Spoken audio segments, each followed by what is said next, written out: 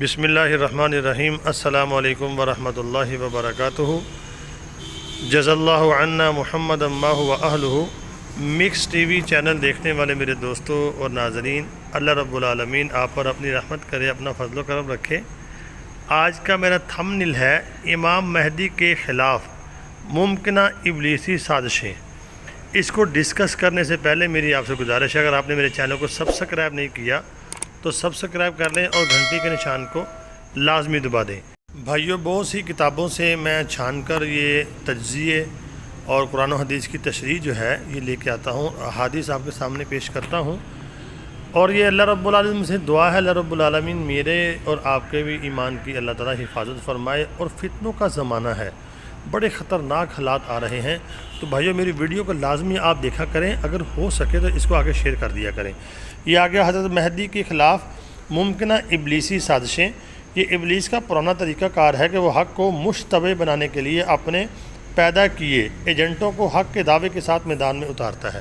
یعنی شیطان کا ہمیشہ وتیرہ رہا ہے، یا تو ڈائریکٹ وہ وار کرتا ہے، اگر نہیں تو پھر وہ اسی کے بھیس میں یعنی کہ ایمان والوں کو مشتبہ کرنے کے لیے اس کی یعنی کہ ملی جلی سازشیں کرتا ہے، تو نیز حق کو غلط ثابت کرنے کی کوشش کرتا ہے۔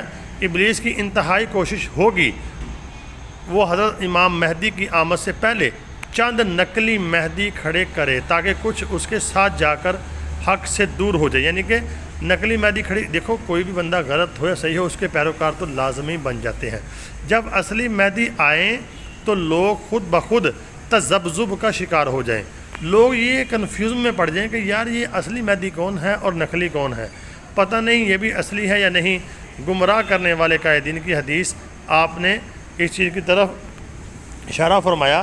اس کے لیے ابلیس کی کوشش کچھ یوں ہو سکتی ہے کہ جھوٹے مہدی کے دعوے داروں کو کھڑا کیا جا سکتا ہے، جس میں حضرت مہدی کی صفات بیان کر کے مسلمانوں کو دھوکہ دیا جائے گا۔ یہ جھوٹے دعوے دار ایک سے زیادہ ہوں گے، اور ظاہر ہے اس مہدی کو علم، خوبصورت شکل اور صورت، بہت مضبوط حلقہ مریدہ کے ساتھ منظر عام پر لایا جائے گا۔ بڑے بڑے جبے کبے والے اس جھوٹے مہدی کو سچا ثابت کر رہے ہوں گے۔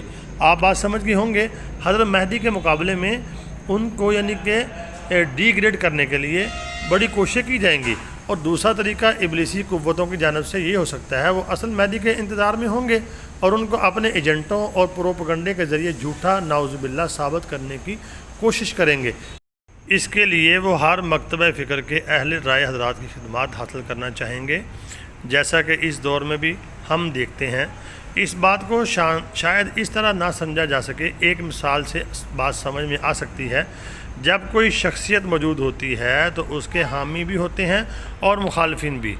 آپ کسی بھی مسلک کے قائد کو لے لیں، خود اسی کے ہم مسلکوں میں سے اس کے جانصار بھی ملیں گے اور تنقید کرنے والے بھی۔ یعنی کہ کوئی بھی قائد ہو یا کوئی پیر ہو یا کوئی ایسے بڑا بزرگ ہو، اس کے ماننے والے بھی ہوتے ہیں، چاہے وہ حق پہ ہو چاہے وہ نہ حق پہ ہو، مخالفین بھی ہوتے ہیں، تو بلکہ اس کو کفر کا ایجنٹ تک کہتے ہوں گے۔ اور ہوتا یہی ہے کہ ہر مسلک کے جو لوگ ہوتے ہیں وہ اپنے قائد کے نقش قدم پر چلا کرتے ہیں۔ اگر کسی نے اپنے قائد سے پوچھا کہ فلاں شخص ہیں، مثال کے طور پہ وہ پہلے وہ اپنے لوگ ایسے پیدا کریں گے، لوگ اس کے مرید بن جائیں گے، وہ مریدین پھر اپنے قائد ہیں یا بڑے ہیں، پیر ہیں، ان سے پوچھیں گے کہ فلاں شخص نکلا ہے، ان کے بارے میں آپ کا کیا خیال ہے؟ ان کا آج کل بڑا نام ہے، وہ سنا ہے بڑے اللہ والے ہیں، بڑی ان کی قربانیاں ہیں، تو حضرت آپ کی ان کے بارے میں کیا رائے ہے؟ اگر تو حضرت جو ہیں ان کے ایجنٹ نہ ہوئے تو پھر تو وہ کہیں گے کہ یہ امام مہدی جو صحیح ہیں، ورنہ وہ بھی کہہ دیں گے صحیح امام مہدی کو بھی وہ غلط کہہ دیں گے۔ تو جو آپ رائے اس شخصیت کے بارے میں حضرت دیں گے، اس کے تمام حلقے اس پر اعتبار کریں گے۔ اگر حضرت نے فرما دیا کہ سرکار کا آدمی ہے، تو اب خواہ و شخصیت وقت کی ابدال کیوں نہ ہو، بھلے ہی فرشتے اس کی راہوں پر بچھاتے ہوں، لیکن حضرت کے فتوے کے بعد ان کا پورا حلقہ اس کو سرکار کا ایجنٹ کہتا رہے گا۔ تو یہ ہو رہا ہے، گروپ بندی مسلمانوں میں بھائیوں بہت زیادہ بن چکی ہے۔